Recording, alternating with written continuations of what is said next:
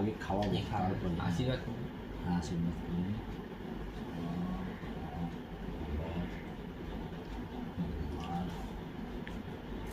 কি বলছো, জোরে বলো। হাতে লেগেছে। ঠিক ঠিক আছে। আছে। পায়েস খাওয়াও। এই চুলা চুলা তুই দেখতে পাচ্ছি না। ইয়েস আশীর্বাদ করো, সেই যেন মানুষের মতন মানুষ হয়। জোরে বলো না, আস্তে কেন বলছো? কেমন আছে বাবু?